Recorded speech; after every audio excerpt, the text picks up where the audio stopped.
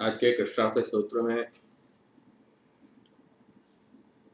इस सत्संग में सभी वैष्णव का स्वागत है। सभी को आशीर्वाद। मंगलाचरण करेंगे, कृष्णार्थ सूत्र का पाठ करेंगे, फिर आज का क्रम शुरू करेंगे। चिंता संतान हंतारो यत्पादाम्बुजरेणवः स्वीयानान्तान् निजाचार्यान् प्रणमामि मुहुर्मुहुः। यदनुग्रहतो जन्तुः सर्वदुःखातिगो भवेत् तमहं सर्वदा वन्दे श्रीमद्वल्लभनन्दनम्। अज्ञानतिमिरान्धस्य ज्ञानाञ्जनशलाकया चक्षुरुन्मीलितं येन तस्मै श्रीगुरवे नमः। नमामि हृदये शेषे लीलाक्षीराब्धिशायिनं लक्ष्मीसहस्रलीलाभिः सेव्यमानं कलानिधिं। चतुर्भिश्च त्रिभिस्तथा षड्भिर्विराजते योऽसौ पञ्चधारदेव। अथ कृष्णार्थ स्तोत्रम्। सर्वमार्गेषु नष्टेषु कलौ च खलधर्मिणि पाषण्डप्रचुरे लोके कृष्ण एव गतिर्मम। म्लेच्छाक्रान्तेषु देशेषु पापैकनिलेषु च सत्पीडाव्यग्रलोकेषु कृष्ण एव गतिर्मम। गंगादितीर्थवर्येषु दुष्टैरेवावृतेष्वः तिरोहितादिदेवेषु कृष्ण एव गतिर्मम। अहंकारविमूढेषु सत्सु पापानुवर्तिषु लाभपूजार्थयत्नेषु कृष्ण एव गतिर्मम। अपरिज्ञाननष्टेषु मन्त्रेष्वव्रतयोगिषु तिरोहितार्थदेवेषु कृष्ण एव गतिर्मम। नानावादविनष्टेषु सर्वकर्मव्रतादिषु पाषण्डैकप्रयत्नेषु कृष्ण एव गतिर्मम। अजामिलादिदोषाणां नाशकोऽनुभवे स्थितः ज्ञापिताखिलमाहात्म्यः कृष्ण एव गतिर्मम। प्राकृता सकला देवा गणितानन्दकं बृहत् पूर्णानन्दो हरेस्तस्मात् कृष्ण एव गतिर्मम। विवेकधैर्यभक्त्यादि रहितस्य विशेषतः पापासक्तस्य दीनस्य कृष्ण एव गतिर्मम। सर्वसामर्थ्यसहितः सर्वत्रैवाखिलार्थकृत् शरणस्थसमुद्धारं कृष्णं विज्ञापयाम्यहम्। कृष्णाश्रयमिदं स्तोत्रं यः पठेत् कृष्णसन्निधौ तस्याश्रयो भवेत् कृष्ण इति श्रीवल्लभो ब्रवीत्।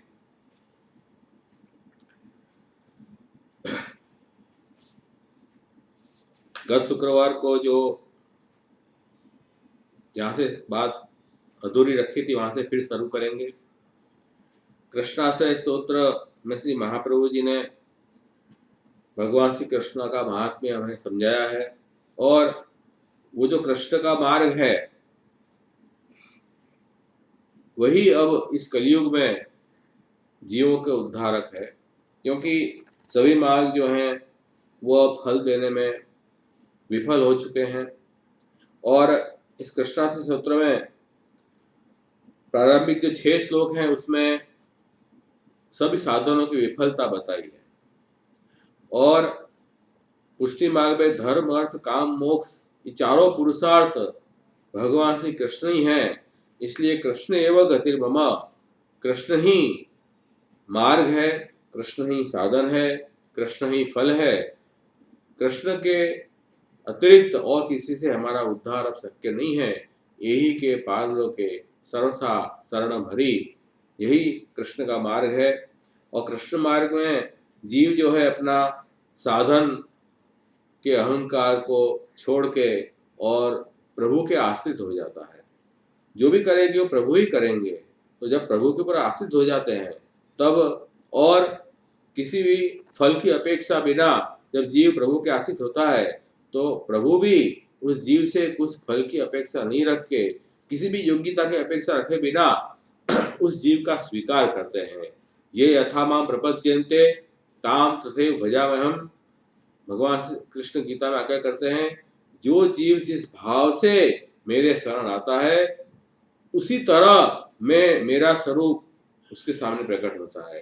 तो अपन जब निष्काम भाव से प्रभु पे आश्रित होके और उनके शरण गए हैं तो प्रभु भी हमसे कोई वस्तु की अपेक्षा, योग्यता की अपेक्षा नहीं रखेंगे और हमें सर्वोत्कृष्ट फल की प्रदान करेंगे। यही कृष्ण के मार्ग का महात्म्य है। और उसी को समझाते हुए अपन जो देख रहे थे सविनय निबंध की कारिकाएं, इसी संदर्भ में हम देख रहे थे, क्योंकि यहाँ जो बताया था कि देश काल द्रव्य मंत्र कर्ता कर्म, ये 6 जो साधन हैं, ये अंग हैं, ये धर्म के अंग बताए गए हैं। और इस कलयुग में ये जो धर्म के अंग हैं वो नष्ट हो चुके हैं। अब ये जो श्री महाप्रभु जी भी आज्ञा कर रहे हैं कि षड्भी संपद्यते धर्म ते दुर्लभ तरा कलो। तो इस कलयुग में ये 6 जो धर्म के अंग हैं वो बहुत दुर्लभ तर हो गए। केवल दुर्लभ नहीं है, उससे भी एक स्टेप आगे दुर्लभ तर हो गए हैं। इसलिए अब जो है वो ये धर्म जो है वो धर्म के भरोसे, जो धर्म का मतलब है वेद प्रणीत धर्म तद विपरीत अधर्म। वेदादि शास्त्रों में जो हमें करना है, ये करना चाहिए, ऐसे जो बताए हैं वो धर्म है। लेकिन उनके आचरण से कुछ प्राप्त होगा, फल प्राप्त होगा, ऐसे भरोसे बैठने से अब कुछ नहीं होगा। अब तो केवल धर्मी जो श्री कृष्ण है वही हमारा उद्धार करेंगे। कृष्ण एव गति मम, एवकार जो है वो कृष्ण के साथ लगाया है। कृष्ण ही मेरे साधन है, कृष्ण ही मेरे फल है। तो सर्वधर्मान परित्यज्य माम एकम शरणं व्रज अहम त्वा सर्व पापेभ्यो मोक्षयिष्यामि मा शुच। सभी धर्मों में निष्ठा छोड़ के, सर्वधर्मान परित्यज्य का मतलब क्या है कि सभी धर्मों का त्याग करके। कौन से धर्मों का त्याग करके? जो हमें प्रभु के शरण में विरोधी हो। ठाकुर जी के जो शरण धर्म है उनका जो विरोध करते हो, उन धर्मों को छोड़ के एक प्रभु के शरण जाना है, प्रभु को ही रक्षक मानना है। तो कौन से धर्म विरोधी हैं कृष्ण आश्रय में? तो प्रभु के अतिरिक्त अन्य में ये भाव रखना कि इससे मेरा काम होगा। ठाकुर जी को छोड़ के अन्य देवादी वगैरह में या लोक में कोई व्यक्ति विशेष के ऊपर ये भाव रखना कि इससे मेरा उद्धार होगा, ये भी अन्याश्रय है। ये शरण के धर्म का विरोधी धर्म है। प्रभु में अविश्वास रखना, ये भी शरण धर्म का विरोधी है। और अपने मन में एक प्रकार की तृष्णा, असंतोष की भावना कि जो भी अपन को प्रभु दे रहे हैं उसमें हम संतुष्ट नहीं है, ये जो है ये भी एक प्रकार का शरण विरोधी धर्म है। इसलिए और भगवत धर्म के विरुद्ध आचरण करना, ये भी शरण विरोधी धर्म है। तो जो भी आज्ञा है प्रभु की आज्ञा को मान के सब धर्मों को उन प्रभु की आज्ञा का पालन के रूप में करना चाहिए। तो ये इन शरण विरोधी धर्मों को त्याग के एक भगवान ही हमारे रक्षक हैं ऐसा भाव रखेंगे तो प्रभु क्या करें, अहम त्वा सर्व पापेभ्यो मोक्षयिष्यामि मा शुच। मैं उस जीव को सब दुख और पाप से मुक्त कर दूंगा। यही भाव समझा रहे हैं कि अब तो जो है कृष्ण का मार्ग ही एक बचा है। वही श्री महाप्रभु जी सविनय में भी कह रहे हैं, अथापि धर्म मार्गेण स्थित्वा कृष्ण भजे सदा श्री भागवत मार्गेण स कथंचित तरिष्यति। तो यथाशक्ति भगवत आज्ञा मान के जो धर्म बताए शास्त्र में उनको छोड़ना नहीं है, लेकिन भगवत आज्ञा मान के उनका पालन करना है। यथाशक्ति जितना कर सकते हो, लेकिन उद्धारकता का भाव तो कृष्ण में ही रखना है। कृष्ण भजे और भागवत मार्गेण कृष्ण भजे। भागवत मार्ग कौन सा है? जो भगवान ने जो मार्ग बताया है श्रीमद् गीता में, श्रीमद् भागवत पुराण में जो कौन सा मार्ग बताया है, प्रभु के आश्रित होके और प्रभु को ही सर्वस्व अर्पण करना। जैसे अपने यहाँ शरणागति, शरण और समर्पण, और उन प्रभु की निष्काम भाव से सेवा करना, ये भागवत धर्म है। इन भागवत धर्म के द्वारा कृष्ण की हम भजन करेंगे, सेवा करेंगे, तो श्री महाप्रभु जी कह रहे हैं स कथंचित तरिष्यति, जैसे तैसे वो इस संसार सागर को तैर जाएगा। तो जैसे तैसे क्यों तैर जाएगा भाई? क्योंकि जो कह रहे हैं कली के जो दोष हैं वो उसके ऊपर हावी नहीं होंगे। कलयुग में क्योंकि सभी अशुद्ध मिलता है, लेकिन फिर भी इस कलयुग में भी वो संसार को तैर जाएगा, ऐसा भगवान कृष्ण का महात्म्य है। ये कृष्णाश्रय का महात्म्य है, हम ये समझा रहे हैं जी। कृष्णाश्रय के संदर्भ में ही इन कारिकाओं को अपन को देखना है सनिर्णय की। तो वही इस बात को समझा रहे हैं कि इस कलयुग में जो वेद में जो बताए धर्म है, कर्म मार्ग, ज्ञान मार्ग, वो तो अब दुस्साध्य हो गए हैं। क्यों?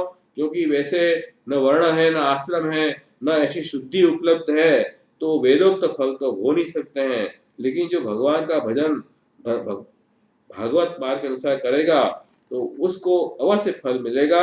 तो कलयुग का स्वभाव ही ऐसा है कि जो भगवान का भजन करता है, कलयुग उसको फल प्रदान करता है। कलयुग जो है उस इस युग के अनुकूल है। ये कलयुग में जिसे कह रहे हैं कले दोषो निधे राजन एको अस्ति महान गुणा हलो हरि कलयुग कलो हरि कीर्तना। तो कलयुग में एक महान गुण रहा हुआ ये है कि केवल भगवान की भक्ति जो करेगा, सेवा करेगा, कलयुग उसको दबा नहीं पाएगा।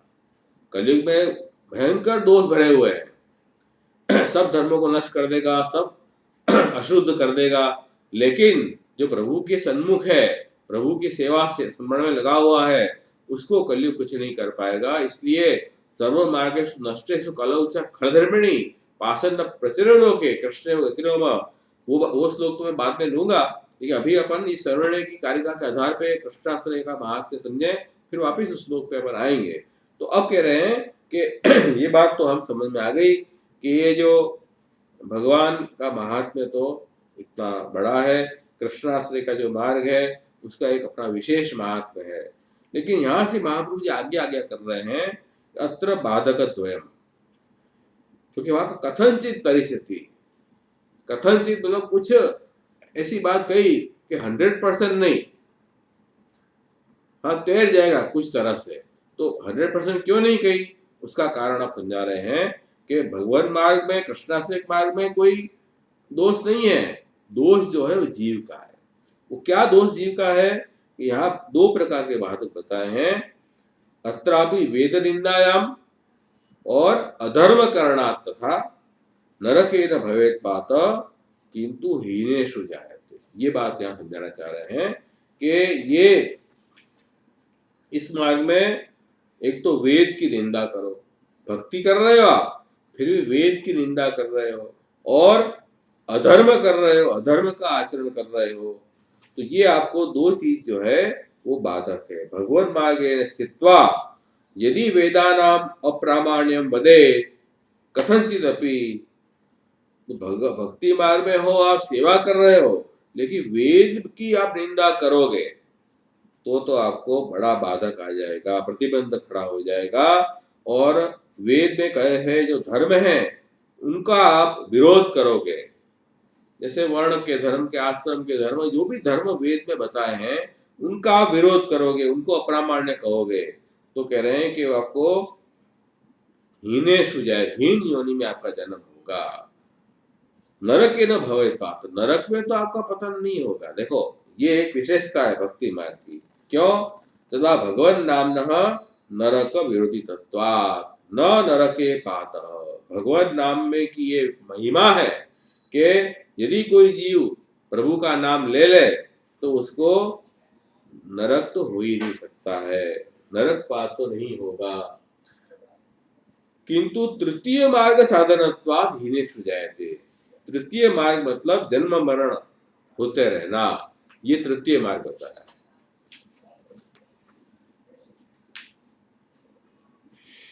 क्यों? तीन मार्ग होता है, पुष्टि, प्रवाह, मर्यादा। तो पुष्टि मार्ग, मर्यादा मार्ग, और तृतीय मार्ग कौन सा है? प्रवाह मार्ग। प्रवाह मार्ग में जीव जो है वो अधर्म करता है, कल्पित प्रकार से जीवन जीता है, शास्त्र प्रमाण नहीं मानता है, अपने मनमाने ढंग से सब कुछ कार्य करता है, और उससे उसको निरंतर जन्म मरण प्राप्त होता रहता है, यही दुख उसको मिलता है। तो ये तृतीय मार्ग है। और तृतीय मार्ग का साधन होने से, क्यों, ये आपने दो बाधक आए, वेद की निंदा की आपने, वेद में बताए हुए धर्म की निंदा की आपने, उसका पालन नहीं किया। देखो, पालन नहीं होना वो अपनी व्यवस्था है, लेकिन उस धर्म को, उस धर्म का विरोध करना, ये जो है वो निंदा हुई उसकी, ये नहीं करना चाहिए। पालन तो श्री महापुरुष जी पहले ही कर चुके हैं कि अब जो है वो वैदिक काल नहीं है, इस कलयुग में अब ये धर्म पालन होने मुश्किल है। इसलिए पाखंड पाषंड मत अस्वीकार, स्वीकारम अकृत्वा, पाखंड मत को स्वीकार करे नहीं करके, पाषंड मत स्वीकारम अकृत्वा, पाषाण मत को स्वीकार नहीं करके यथाशक्ति धर्म का आचरण करना चाहिए, धर्म का आग्रह छोड़ना नहीं चाहिए। जितनी आपकी शक्ति सामर्थ्य है उस अनुसार करते रहो। इसलिए सब लोग पूछते कितनी अप्रसन्न है, क्या करें भाई, हम तो यही कहेंगे कि सब पालो। सब पालो मतलब क्या भाई, आपकी जितनी शक्ति सामर्थ्य है इतना पालन करो। अब इसमें सब लोगों के लिए एक सा हम नियम नहीं बना सकते। जैसे अपने यहाँ वार्ता भी आती है कि एक जो है निष्किंचन वैष्णव थे और एक जो है वो श्रीमंत वैष्णव थे। तो निष्किंचन वैष्णव की सामग्री में कुत्ता चला गया तो सामग्री को नहीं छिवाई श्री गोसाई जी ने, और जो श्रीमंत वैष्णव थे उनके वहां कुत्ता चला गया तो सभी सामग्री निकलवा दी, फिर से सब खासा कर नहीं सिद्ध करवाई। तो एक वैष्णव ने प्रश्न पूछा कि ये कैसी आचार है, एक आचार जो अपवित्र होगा, एक आचार पवित्र है। तो श्री गोसाई जी ने यह आज्ञा की कि देखो, अधिकार भेद से धर्म होता है। उसकी शक्ति ही नहीं थी बेचारे की, निष्किंचन वैष्णव इतनी सामग्री कहाँ से लेकर, इतनी लाया था, बड़ी मुश्किल से लाया था, फिर सिद्ध कैसे करेगा, उसके लिए माफ है। लेकिन जो शक्ति सामर्थ्य वाला है उसको करना चाहिए। इस तरह धर्म का निर्णय होता है। धर्म जो है वो ऐसा रिजिड नहीं है। तो अधिकार भेद से यथाशक्ति धर्म करते रहो, यही बात की है। तो कह रहे हैं लेकिन सेवा भजन कृष्णाश्रय से ही हमारा उद्धार होगा, ये बात भी उतनी समझ लो। इसलिए हमको क्या करना है कि भाई वेद निंदा नहीं करनी है, वेद में बताए हुए धर्म का विरुद्ध आचरण हमको नहीं करना है हमें। और ऐसे करेंगे तो शूद्रादि योनि में हमारा जन्म हो सकता है। इसी कारण कह रहे हैं कि जैसे कबीर, सदन, रैदास वगैरह जो भक्त हुए हैं, बड़े भगवान के भक्त हैं, लेकिन उनकी शूद्र योनि में उनका जन्म हुआ। क्यों? पूर्व जन्म में कुछ उन्होंने वेद निंदा या अधर्म वगैरह किया होगा, जिस कारण से वो इस योनि में आए। लेकिन अब इस जन्म में वो भगवान के भक्त हो गए तो अब भगवान की सेवा करने योग्य हो गए तो उनका उद्धार हो जाएगा। लेकिन फिर भी ये भगवत भक्तानाम अतः दृश्यते नीच योनिषु भगवत भक्तानाम जन्म तस्मात् एतद्द्वयम् अकृत्वा भगवान से। इसलिए हमें ये दो चीज को छोड़ के भगवान की भक्ति मार्ग में, भगवान की सेवा मार्ग में, भगवान के आश्रय के मार्ग में रहना चाहिए। कौन सी दो चीज? वेद की निंदा और अधर्म करना, अधर्म का आचरण करना, इन दो चीज से हमें दूर रहना है।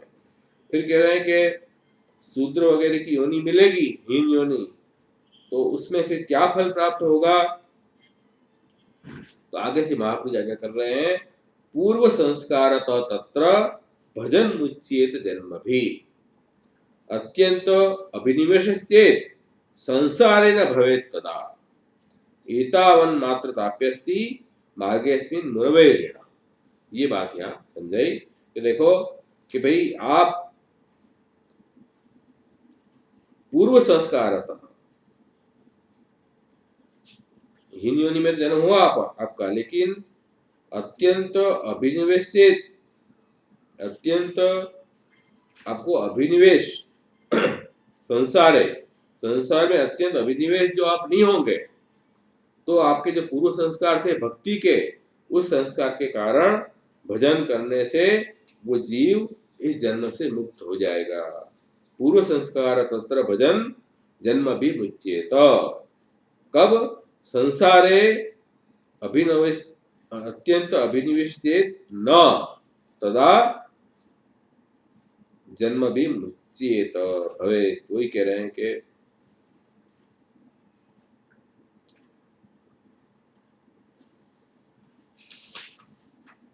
एतावन मात्र ताप्यस्ति मार्गेस्मिन् मुरवीण। तो ये जो अस्मिन् मुरवीण मार्ग, भगवान श्री कृष्ण का जो मार्ग है, आश्रय का मार्ग, उसमें इतना विशेष है। एतावान मात्रता अपि अस्ति, ये विशेष बताया है। कि विशेष क्या बताया है? कि उसको नरक पात नहीं होता है, ये विशेषता है। ये से महाप्रभु जी आज्ञा कर रहे हैं कि संस्कार वशात भगवत भजने जायमाने तस्मिन् देहे वेदादि नाम स्मरण अभावान निंदा अभावेन तुष्ट सन भगवान मोचे। बहुत अच्छी बात यहाँ बताई इस महाप्रभु जी ने। इस भक्ति मार्ग में कोई जीव आया और उसने भक्ति सेवा तो की, लेकिन वेद की निंदा की, तो उसको शूद्र योनि प्राप्त हुई या हीन योनि प्राप्त हुई। लेकिन उस योनि में भी पूर्व जन्म के संस्कार जो हमने भक्ति की वो व्यर्थ नहीं जाती है। आज अपन सेवा कर रहे हैं, स्मरण कर रहे हैं, जितना ज्यादा करो। अपन कर रहे सेवा स्मरण कर रहे, ठाकुर जी बोल ही नहीं रहे, तो ठाकुर जी बोले नहीं बोले वो प्रभु की इच्छा पे बात है। अपन तो अच्छा कार्य कर रहे हैं, हमारा कर्तव्य जो है अंश का, हम भगवान के अंश हैं, वो निभा रहे हैं हम। तो उसको कोई भी संशय बिना और पूर्ण श्रद्धा से दृढ़ होकर निभाओ सेवा स्मरण। इससे क्या होगा कि आपके जो संस्कार हैं, ये अगले जन्म में भी ये भक्ति के संस्कार आपको आगे बढ़ाएंगे। भक्ति जो अक्षय है, खंडस क्रियमाण कह रहे हैं महापुरुष सुबोध जी आगे करते हैं कि थोड़ी थोड़ी भक्ति हर जन्म में करते जाओगे तो एक जन्म ऐसा आएगा कि जहां आपको पूर्ण फल प्राप्ति हो जाएगी। इसलिए जो भी आप कर रहे हो वो व्यर्थ नहीं जाएगा, करते रहो। तो वही यहाँ कह रहे हैं कि जब शूद्रणी भी मिलेगी फिर भी पूर्व जन्म के जो भक्ति के संस्कार हैं वो प्रबल हैं, इसलिए वो भगवान का भजन करेगा। और इस देह में उसको वेद निंदा का स्मरण भी नहीं होगा, भगवान के भजन में तन्मय हो जाएगा। उससे प्रभु प्रसन्न होके उस भक्त को मुक्त करते हैं। परंतु एक तकलीफ ये है, इस जन्म में भी यदि पूर्व जन्म के भक्ति के संस्कार दुर्बल हो गए, क्योंकि इतनी अच्छी से भक्ति नहीं की पूर्व जन्म में, इस जन्म में शायद वो भक्ति याद ना आए अच्छी तरह, तो क्या होगा कि फिर से जो वो संसार में आसक्त हो जाएगा, तो उसको फिर जन्म मरण इतना अंतराय ज्यादा आएगा। ठाकुर जी जीव को छोड़ेंगे नहीं, एक आध जन्म का अंतराय आ जाएगा। यही बात कह रहे हैं।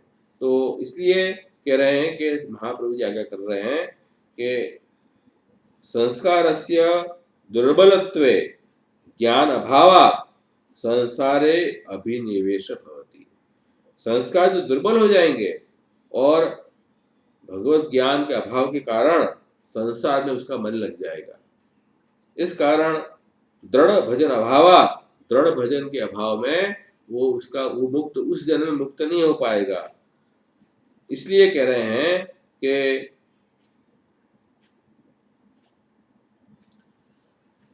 अंतराय, उसको जन्मांतर का अंतराय आ जाएगा।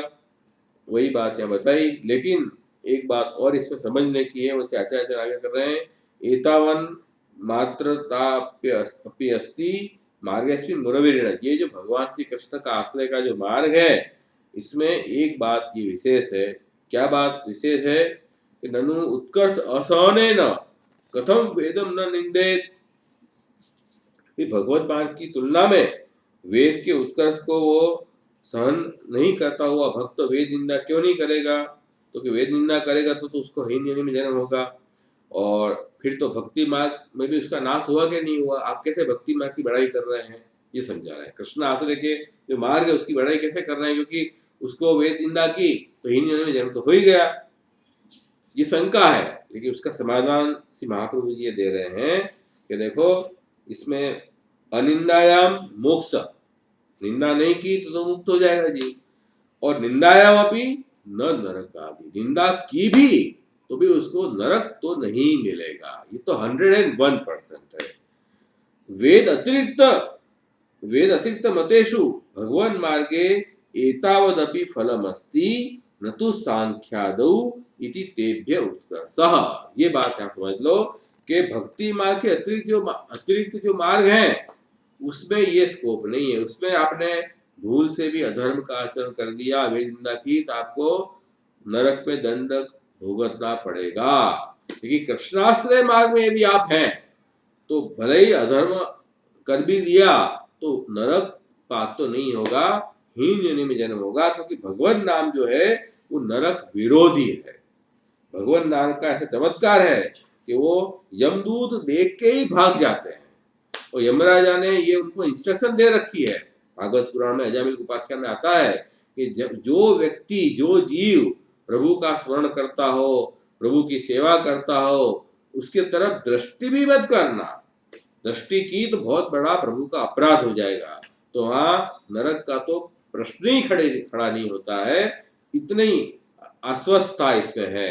ये भक्ति मार्ग में इतनी उसकी अन्य मार्ग करते भक्ति मार्ग का ये श्रेष्ठता, ये उत्कर्ष बताया है। इसलिए हमें ये कृष्ण के आश्रय के मार्ग में निश्चिंत होकर चलना चाहिए। कोई भी मन में अविश्वास, संशय नहीं रखना है। कृष्णाश्रय का मार्ग से महाप्रभु जी ने बताया है, ये बड़ा ठोस मार्ग है।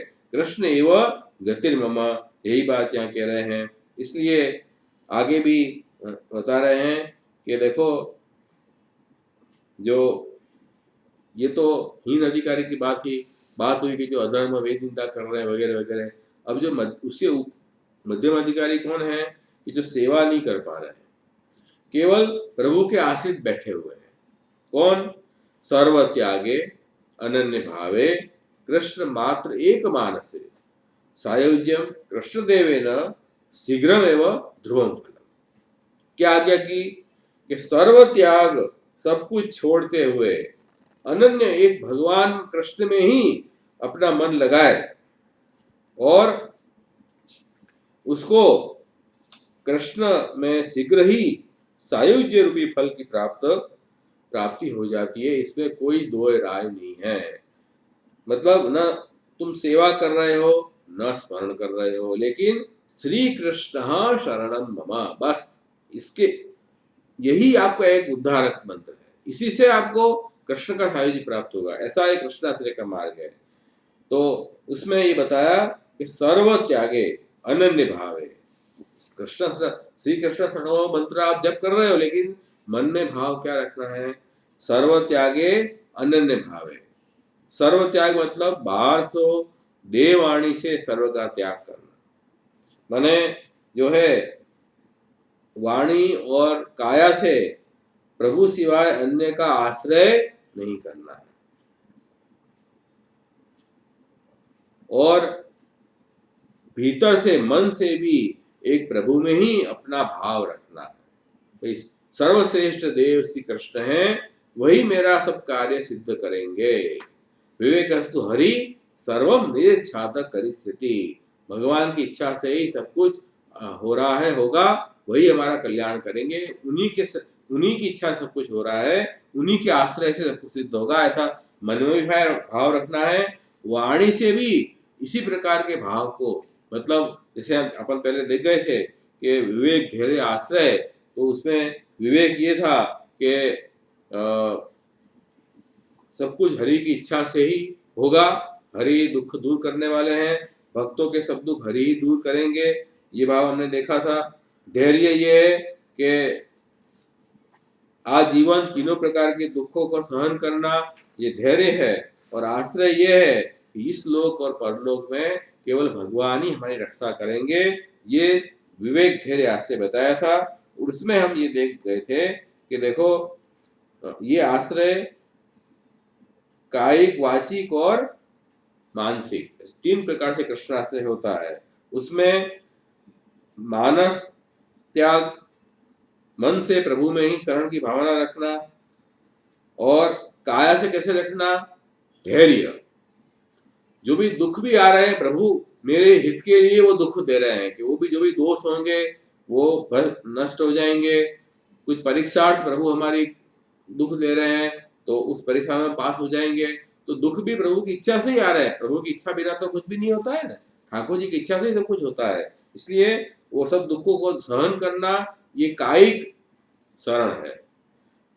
और मन में कृष्ण ही सब कुछ अच्छा करेंगे ऐसी भावना रखना, ये मानसिक है। और वाचनिक जो है वो श्री कृष्ण शरणम इस मंत्र को बोलते रहना, ये वाचनिक है। तो सर्व त्यागे अनन्य भावे, सर्व का त्याग करना, बाहर से शरीर और वाणी से त्याग करना, और मन से, भीतर से मन में सबका त्याग करना है, प्रभु को ही पधराना। इस तरह सर्व त्याग करके और अनन्य भाव, स्वामी अपने कृष्ण हमारे स्वामी हैं, ऐसे उनमें ही भाव रखना, अन्याश्रय का त्याग करना, ये अनन्य भाव बताया है। सर्व त्यागे अनन्य भावे कृष्ण मात्र एक मानस। फिर यहाँ से महाप्रभु जी ने थोड़ा स्पष्टीकरण किया है कि मन प्रभु में कृष्ण मात्र के मानस कैसे रखना। तो आगे करें, स्वामित्वेन कृष्ण एवं सर्वदा मनोनिवेशनम, भगवान श्री कृष्ण को अपना स्वामी मान के और उनमें सर्वदा अपना मन उसमें जोड़ना। और कह रहे हैं कि यदि उसका अभ्यास भी करना, अभ्यास है तो बहुत ही, वो एक दिन तो मन नहीं लग जाएगा, उसका सतत अभ्यास करेंगे, अष्टाक्षर मंत्र बोलते रहो, और भगवान श्री कृष्ण के जो अलौकिक चरित्र हैं उनका भक्तों के मुख से श्रवण करो। देखो, आप अभक्त के मुख से श्रवण करोगे ना, तो कृष्ण के चरित्र भी अनप्रसन्न सुनाएगा, और उसपे कृष्ण की निंदा होती होगी, इस तरह कृष्ण के चरित्र सुनाएगा। ये आजकल बापा बापी सब ऐसे ही करते हैं, बापू वगैरह सब चरित्र कृष्ण का सुनाएंगे, लेकिन उसमें कृष्ण में दोष दिखे ऐसे कृष्ण के चरित्र सुनाएंगे। ऐसे नहीं, जो भगवान कृष्ण के भक्त हैं उनके मुख से, जो वैष्णव हैं, जो पुष्टि मार्ग के वैष्णव महाप्रभु जी के अनुयायी हैं, उनके मुख से कृष्ण के चरित्र सुनो, तो कृष्ण का महात्म्य हृदयारूढ़ हो। कृष्ण का महात्म्य हृदयारूढ़ होगा तो आपका मन धीरे धीरे, ये अभ्यास करना है अपन को, निरंतर अपन को श्रवण कीर्तन स्मरण करते रहना, इसी का नाम अभ्यास है। तो अभ्यास है तद्भवती, तो मन का निवेश कब होगा प्रभु में, ये अभ्यास से होगा। और कह रहे हैं, अन्येषाम देवानाम तद विभूति तत्वेन तत्सेवकत्वेन वा सम्मानम यदि स्फुरति। फिर कह रहे हैं कि यदि जो हृदय में स्फुरण हो, तो जो अन्य देव हैं कृष्ण के अतिरिक्त, जो अन्य 33 कोटि देव हैं, ब्रह्मा विष्णु शिव वगैरह जो देव हैं, उन देवताओं को क्या मानना है, ये भगवान कृष्ण के ही विभूति हैं, उनके ही विशेष सामर्थ्य हैं, जो प्रभु ने इस संसार, इस जगत को शासन करने के लिए प्रभु ने इन देवों को अपने ही स्वरूप में से प्रकट किए हैं, इस जगत को संचालित करने के लिए। तो इसलिए उन देवों को प्रभु की विभूति, कृष्ण की विभूति मान के, और उनके ही अंश हैं यूं मान के, और उनके सेवक हैं यूं मान के उनका सम्मान करना चाहिए। सम्मान करना अलग चीज है, और किसी की उपासना करना, उनके शरण जाना अलग चीज है। तो सम्मान करने में अन्याय नहीं होता है, पर हमारी इच्छा पूर्ति के लिए किसी देव की पूजा करना, उपासना करना, यह अन्याय का प्रकार है। किसी ग्रह की उपासना करना, यह अन्याय का प्रकार है। लेकिन हम कोई कर्म कर रहे हो, शास्त्रीय जो कर्म है वो कर रहे हो, और उस कर्म में उन देवताओं की पूजा का भी विधान हो, जैसे सोलह संस्कार में विवाह संस्कार या उपनयन संस्कार हम करते हैं, उसमें गणेश पूजन करते हैं, कुल देवी कुल देवता का स्थापन करते हैं, पूजन करते हैं, उसमें ग्रह शांति भी कराते हैं, वो अन्याय से नहीं होता है। क्यों?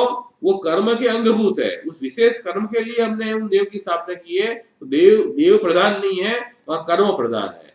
लेकिन हम, ऐसी कोई आज्ञा नहीं है शास्त्र की, फिर भी अपनी इच्छा पूर्ति के लिए स्वतंत्र रूप से जब हम उपासना करेंगे किसी देव की, ग्रह की, तो वो अन्याय से हो जाएगा, तो वो सम्मान नहीं है, वो तो अन्याय से है। सम्मान कौन सा हुआ भाई, हमारे यहाँ विशेष कर्म है, जैसे हम बड़ा, जैसे विवाह का संस्कार है, तो हम अपने सभी लोक में भी सभी को इनवाइट करते हैं, उनकी भी पूजा करते हैं कि नहीं करते, उनको बुलाते हैं, उनका आदर सम्मान करते हैं, उनको भोजन करवाते हैं, उनको कुछ गिफ्ट भी देते हैं। ऐसे ही हम देवताओं को भी आमंत्रण करते हैं, उन देवताओं की पूजा करते हैं।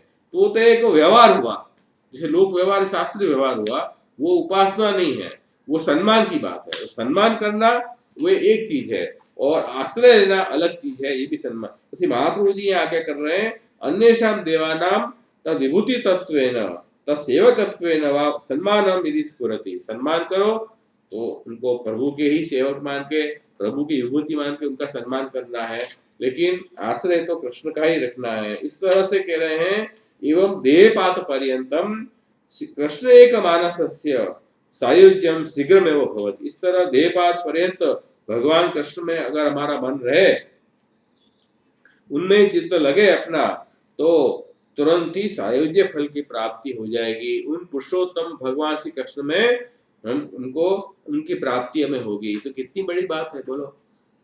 केवल साधन कितना छोटा है, केवल कृष्ण का आश्रय, बस कृष्ण आश्रय, कृष्ण एवं गति ममा, इसी एक साधन से हमें इतनी बड़े फल की प्राप्ति होती है, जो बड़े बड़े जो ज्ञानियों को, तपस्वियों को नहीं मिलता है, वो फल की प्राप्ति यहाँ हो जाएगी। जो हजारों लाखों करोड़ों साल तपस्या करते हैं, फिर भी उनको कृष्ण सायुज्य प्राप्त नहीं होता है। और यहाँ तो केवल कृष्ण का आश्रय मात्र करने से, अनन्य भाव कृष्ण में रखने से और सर्व त्याग से भी ये फल की प्राप्ति होती है। और भी श्री महाप्रभु जी सुंदर क्या आज्ञा कर रहे हैं कि काय वाग विनियोग अभावेपि स्वस्नेह अभावेपि मनोमात्र स्थितौ फलम एतद इति अर्थः। ये श्री महाप्रभु जी की वाणी है।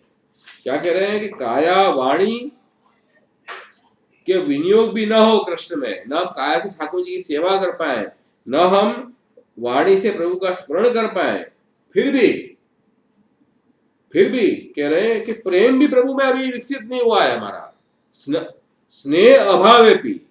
ऐसी स्थिति में केवल मन एक प्रभु में रखा है कि जो भी करेंगे प्रभु ही करेंगे, हमारा कृष्ण ही हमारा उद्धार करेंगे, कृष्ण में गतियों में। केवल आपने मन भी ये रखा है ना मन में, तो भी आपका उद्धार निश्चित हो जाएगा। इतना बड़ा, इतनी बड़ी कृपा, ये अनुग्रह मार्ग, ये कृष्ण का ऐसा मार्ग है। देखो, जीव कुछ भी नहीं कर पा रहा है, न सेवा कर रहा है, न स्मरण कर रहा है, न प्रभु में भक्ति है, न प्रेम है, उसके बावजूद भी कृष्ण आश्रित यदि आप हो तो आपको निश्चित सायुज्य, कृष्ण का सायुज्य प्राप्त होगा। इसमें ध्रुवम फलम शीघ्रमेव, ध्रुवम फलम, जो कह रहे हैं शीघ्र, आपको तुरंत ही और निश्चित अविनाशी फल की प्राप्ति होगी। ध्रुव मतलब अविनाशी, ये फल ऐसा है कि कभी नष्ट नहीं होगा। हम छोटे मोटे फल के लिए यहाँ वहां भागते हैं, जो आज मिला कल नष्ट हो जाएगा। ये संसार, ये घर, ये देह, ये शरीर का क्या भरोसा है, आज है कल नहीं है। इसके लिए हम अपना पूरा जीवन उसके लिए व्यर्थ में गंवा देते हैं, प्रभु से दूर होके। इससे क्या फायदा। इसलिए हम ठाकुर जी में मन रखें तो हमें अविनाशी फल की प्राप्ति वो भी शीघ्र होगी। ऐसा श्री महाप्रभु जी हमें कह रहे हैं। श्री आचार्य चरण तो ठाकुर जी के मुखारविंद स्वरूप है, उनकी वाणी तो पत्थर की लकीर है, हमेशा वो वाणी सफल होगी। तो ये बहुत सुंदर बात। देखो, ये कृष्ण आश्रित केवल अष्टाक्षर मंत्र जिसने लिया है, शरण मार्ग में, पुष्टि मार्ग में दो मार्ग हैं, एक शरण मार्ग, एक भक्ति मार्ग। ये शरण मार्ग की बात यहाँ बताई। केवल कृष्णाश्रय के मार्ग में आप शरण मार्ग में भी आए हो, तब भी आपको ये फल की प्राप्ति होगी। ऐसा कहाँ आपको मार्ग मिलेगा, ऐसा मार्ग दुनिया में ढूंढने से आपको कहीं नहीं मिलेगा। ऐसा कृष्णाश्रय का मार्ग महाप्रभु जी ने हमें समझाया है। तो हम तो बड़े स्वाभिमानी हैं, इसी पुष्टि मार्ग में हमको अंगीकार किया है, तो बड़े हमारे भाग्य हैं। तो हम धन्य हैं कि ठाकुर जी ने हमें इस मार्ग में लिया है। उसके बाद में ब्रह्म संबंधी जो जीव है उसकी बात कर रहे हैं, जिसने शरण भी कर दिया और फिर समर्पण भी किया है प्रभु को, वो विशेषता आगे बताई। एतादृश पुरुष कोटिषु अपि सुदुर्लभ, यह दारागार पुत्राप्तान प्राणान वेत्तम इमं परम हित्वा कृष्णे परम भावम गतः प्रेम प्लुत सदा। ये यहाँ आज्ञा कर रहे हैं कि ये कोटिसु, करोड़ों में भी ऐसा जो पुरुष है, ऐसा पुरुष जो सुदुर्लभ है, मिलना बहुत कठिन है। कौन सा पुरुष? कि यह दारागार पुत्राप्तान, जिसने अपने पत्नी, घर, पुत्र, परिवार, प्राण, धन, इस लोक परलोक को छोड़ के कृष्ण अर्पित कर दिया। जैसे अपन ब्रह्म संबंध में क्या करते हैं, सब कुछ ठाकुर जी को समर्पयामि, अर्पण कर देते हैं। ये सब कुछ है प्रभु आपकी सेवा के लिए है, ये मेरे उपभोग के लिए, मेरे लौकिक भोग के लिए चीज नहीं है। ये तो भगवान, ये पूरी सृष्टि आपने आपके लिए बनाई है। क्रीड़ा भांडम इदम विश्वम, ये पूरा विश्व जो है आपका क्रीड़ा भांड है। जब पूरा विश्व क्रीड़ा भांड है तो क्या मैं अलग रह गया उसमें? मेरा घर, मेरा परिवार, मेरा शरीर, सब कुछ आपकी क्रीड़ा के लिए ही है। ये हम अपने ब्रह्म संबंध निवेदन में प्रभु के सामने निवेदन कर रहे हैं, विज्ञप्ति कर रहे हैं। तो इस तरह से विज्ञप्ति करके जो सब कुछ प्रभु को अर्पण कर रहे हैं, ऐसे तो बहुत दुर्लभ, वास्तव में दुर्लभ है। अब देखो, हम यहाँ जिस शहर में रह रहे हैं, जैसे अभी मुंबई में हम लोग हैं, तो मुंबई में तो 1.5 करोड़ की बस्ती है, कितने लोग वैष्णव होंगे? बहुत कम लोग होंगे।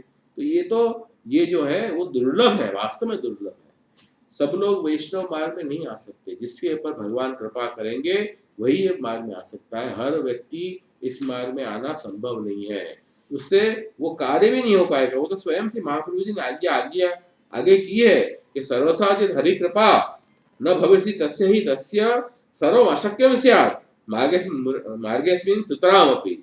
ये जो मार्ग में तो जिस पे हरि कृपा है वही इस मार्ग में चल सकता है, बाकी सब जो हरि कृपा नहीं है उसके लिए यहाँ अशक्य है, उसका प्रवेश भी अशक्य है।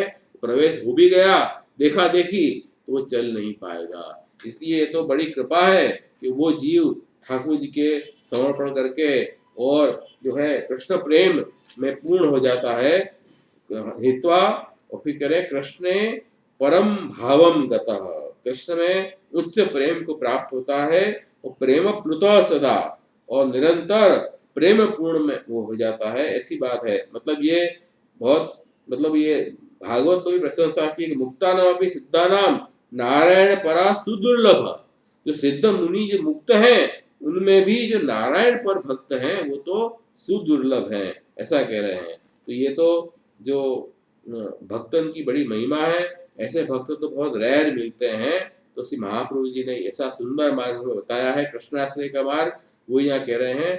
और इसमें तो भक्त न चाहे तो भी ठाकुर जी अपने आप उसको, क्योंकि भक्त तो कुछ चाह नहीं रहा है। ये जो कृष्णाश्रय के मार्ग में तो हम फल भी कृष्ण है, साधन भी फल है कृष्ण है, तो हम कृष्ण के अलावा कुछ चाहते ही नहीं है।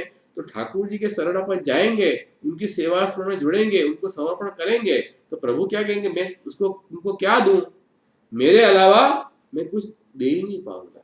सर्वस्व ठाकुर जी खुद के स्वरूप को ही दे देते हैं उस भक्त को, ऐसी कृपा प्रभु करते हैं। तो ये तो बड़ा अलौकिक मार्ग है और उत्तम अधिकार का मार्ग है। और बहुत सुंदर एक वैष्णव की वार्ता अपने यहाँ श्री गोसाई जी की आती है, जिसमें एक बहुत सुंदर प्रसंग है कि श्री गोसाई जी की एक सेवकनी थी, वृद्धा स्त्री, और श्री गोसाई जी ने उनको श्री बालकृष्ण जी का स्वरूप सेवा के लिए पधरा दिया था। वो बड़े प्रेम से सेवा करती थी, लेकिन बड़ी निष्किंचन थी, उसके पास द्रव्य तो था नहीं, और भोग में बाजरी के दाना भोग करती थी। कोई मेवा मिष्टान सामग्री कुछ नहीं थी उसके पास, लेकिन प्रेम प्रभु के लिए अतिशय प्रेम था, प्रभु को अपनी आत्मा मानती थी। तो दूसरे वैष्णव, वो बेचारी शक्ति सामर्थ्य इतना नहीं था कि इतना आचार विचार का पालन कर सके, जितनी शक्ति थी इतनी पवित्रता रखती थी वो। तो अन्य वैष्णवों ने श्री गोसाई जी के आगे वो शिकायत कर दी कि देखो ये ठाकुर जी को परिश्रम देती है, न इनको जो है वो सेवा सामग्री का इनको प्रकार इनके वहाँ है, न पवित्रता इतनी है। तो श्री गोसाई जी ने कहा अच्छा एक बार हम आएंगे उनके वहाँ। तो गोसाई जी अचानक एक बार उस वृद्धा स्त्री के घर पधारे। उस समय वो स्त्री ने दीनता पूर्वक प्रेम भाव से प्रभु के आगे बाजरी के दाना भोग धरे थे। वो मंदिर के बाहर आके वो बैठी हुई थी। श्री गोसाई जी तुरंत पधारे, देखें ठाकुर जी बाजरी के दाना जो है बड़े प्रेम से अड़ोग रहे हैं। फिर गोसाई जी ने प्रभु से प्रार्थना की कि यदि आपको यहाँ परिश्रम हो तो मेरे संग आप पधारो। तब ठाकुर जी ने कि अरे ये डोकरी की दीनता और प्रेम के मैं अधीन हो गया हूँ, और ये बाजरी के कण जो मुझे भोग धर रही है, वो बाजरी के कण मुझे बहुत भाव से अच्छे लगते हैं। और त्रिलोकी के व्यंजन भी, बड़े बड़े व्यंजन त्रिलोकी में उपलब्ध हों, ऐसी उत्तम सामग्री भी मुझे इस बाजरी के बीज के आगे तुच्छ लगते हैं, क्योंकि इस बाजरे के बीज में इन स्त्री का प्रेम भरा हुआ है, इस वैष्णव का प्रेम समर्पण का भाव भरा हुआ है, इसलिए मैं इसको छोड़ के कहीं नहीं जाऊंगा। कितनी बड़ी बात है। देखो ये कृष्णाश्रय का मार्ग कैसा मार्ग है कि जब जीव कृष्ण के आश्रित हो जाता है तो कृष्ण भी उस जीव के आश्रित हो जाते हैं। परस्पर संबंध है ये। हम जब कृष्ण के आश्रित होंगे तो ठाकुर जी हमारे आश्रित हो जाएंगे, प्रभु भी हमें छोड़ेंगे नहीं। प्रभु गुसाई जी स्वयं आज्ञा कर रहे हैं कि चलो आप मेरे घर पधारो। वैष्णव ने कह दिया नहीं, मैं तो, ठाकुर जी ने कह दिया मैं तो इसी वैष्णव के घर रहूंगा, मैं मुझे कहीं नहीं जाना है मुझे। ये सुन के ठाकुर जी बड़े प्रसन्न हुए। उस वृद्धास्त्री की भी बहुत प्रशंसा की कि देखो तुम्हारा भाग्य कैसे है, तो ये उत्तम अधिकारी है। इधर जो आगे कर रहे हैं ना कि कोटि सुपी सुदुर्लभ, करोड़ों में भी ऐसे भक्त सुदुर्लभ हैं। ये श्री कृष्णाश्रय मार्ग में ऐसे ऐसे भक्त अपने हुए हैं, उनकी केवल अपन स्मरण करें ना ऐसे भक्तों की, तो भी अपना हृदय में वो प्रेम की बाढ़ आ जाती है। तो ऐसे भक्त हमारे हैं, ऐसे हमारे गुरु हैं, ऐसा हमारा मार्ग है जिस मार्ग में हम लोग आए हैं। तो देखो हम तो केवल उनका, इन वैष्णव का संग करने से ही हमारे में तो धीरे धीरे वो भक्ति भाव बढ़ेगा। अरे नहीं भी बढ़े तो हम केवल श्रवण भी करेंगे ना, तो भी हमारा अंतःकरण शुद्ध हो जाएगा। वो भक्त और भगवान हृदय में पधारते हैं श्रवण करने से। तो वही यहाँ कह रहे कि अहम भक्त पराधीना, भगवान ने वही भागवत में कहा मैं तो भक्त के अधीन हूँ, मुझे कहीं नहीं जाना है। और भगवान भी कहते हैं कि भक्त भी ये कह रहा है कि दिए मानव गृणति बिना मत सेवनम जना, मैं सामने चला के उनको जो है वो मुक्ति देता हूँ, मेरे भक्त मना कर देते, मुझे तो केवल आपकी सेवा ही चाहिए। ऐसे मेरे भक्त हैं। अहेतु की अव्ययता या भक्ति पुरुषोत्तम है। ये भक्ति पुरुषोत्तम में ऐसी भक्ति है जिसमें निर्हेतुक भक्ति है, अनकंडीशनल लव है ये, इसमें कोई शरत कंडीशन नहीं है। ऐसे भक्त करोड़ों दुर्लभ है। ये कृष्णाश्रय का मार्ग है, इसी को कृष्णाश्रय का मार्ग कहते हैं। तो ये जो कृष्णाश्रय का मार्ग है ये बड़ा उत्तम मार्ग है। ये मार्ग से महाप्रभु जी हमें इस मार्ग पे चलाना चाह रहे हैं। तो हमें कृष्ण का महात्म्य हमें समझना है, और इस मार्ग की उत्तमता समझ के यदि इस मार्ग में हम चलेंगे, हम कुछ भी नहीं करेंगे ना, केवल ऐसा मन में भाव भी रखेंगे तो भी हमारा उद्धार हो जाएगा। इसलिए हमें इस मार्ग में इस भाव से दृढ़ता पूर्वक चलना है। तो ये कृष्णाश्रय के अंतर्गत ही ये सब श्लोक मुझे अच्छे लगे। सविनय में, यदि कृष्णाश्रय में ये श्लोक नहीं है, ये सविनय ग्रंथ से महाप्रभु जी का उसमें श्लोक है कि वहां से मैंने श्लोक को कृष्णाश्रय समझने के लिए लिए हैं। तो अपन आज यहाँ तक रखेंगे, आगे के जो श्लोक और लेने हैं, लेकिन आज वो विषय मैं पूरा नहीं कर पाऊंगा। तो अब अगले शुक्रवार को फिर अपन मिलेंगे, तो आगे का क्रम आगे बढ़ाएंगे। कोई प्रश्न है आज के सेशन में तो अवश्य पूछ सकते हो, मैं 2 मिनट रुक भी सकता हूँ। यदि कुछ प्रश्न आपके मन में हो जरूर पूछिए। देख रहा हूँ कुछ प्रश्न आए कि नहीं आए।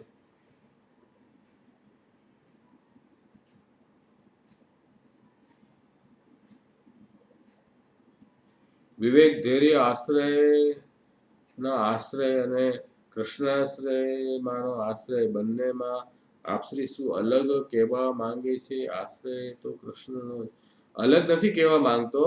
વિવેક ધૈર્યાશ્રયની અંદર જે કાયા વાણી અને મનથી જે આશ્રયની વાત બતાવી છે એ આશ્રયની વાત જ कृष्णाश्रयમાં પણ છે। कृष्णाश्रय में वो बात इस तरह बताई है कि कृष्ण का आश्रय क्यों करना चाहिए, कृष्णाश्रय का ऐसा क्या महात्म्य है, ये बात कृष्णाश्रय में है। और जो कृष्णाश्रित जीव है उसको कृष्ण आश्रय के मार्ग में किस तरह चलना है वो बात विवेक धैर्याश्रय में समझाई है। ऐसे दोनों ग्रंथ आश्रय के ही हैं, लेकिन उसके बावजूद भी दोनों ग्रंथों में थोड़ा सा भेद है। ये भेद यही है, कृष्णाश्रय में कृष्ण आश्रय के अतिरिक्त जो मार्ग है वो सब विफल हो चुके हैं, वो उद्धारक नहीं है। कृष्णाश्रय ही हमारे उद्धारक हैं, ये समझाया है। और जो कृष्णाश्रय मतलब विवेक धैर्य भक्ति आदि रहित है विशेषतः पापा सत्य से जीने से कृष्ण मित्रमा, यदि विवेक धैर्य भी यदि नहीं है लेकिन आपने कृष्ण का आश्रय दृढ़ पकड़ रखा है तब भी आपका उद्धार हो जाएगा। तो कृष्ण आश्रय की महत्ता वहां समझाई है, क्यों कृष्ण आश्रय। और यदि कृष्णाश्रय के मार्ग में आप आए, कृष्णाश्रय अगर दृढ़ करना है तो आपको कर्तव्य रूप में जीवन में कैसे चलना है, किस भावना से जीवन की हर घटना को लेनी है, वो सब बातें विवेक धैर्याश्रय में समझाई है। तो ये इस तरह दो भेद है। समझ में आया हो तो ठीक है, नहीं तो प्रश्न हो तो जरूर पूछना। और कोई प्रश्न है?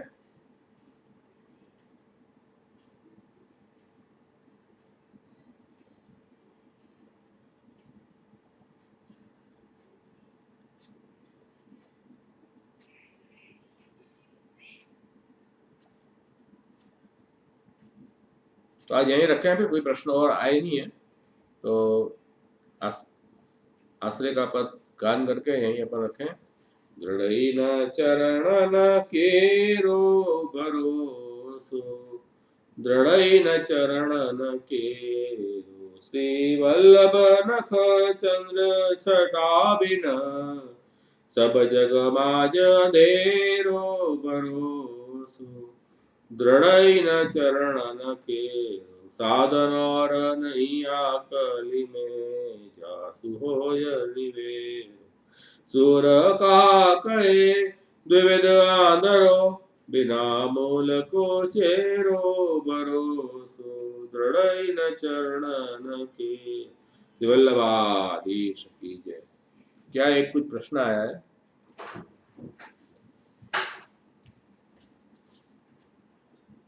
दोनों आश्रय का डिफरेंस समझ में नहीं आता? दोनों आश्रय नहीं, आश्रय एक ही है।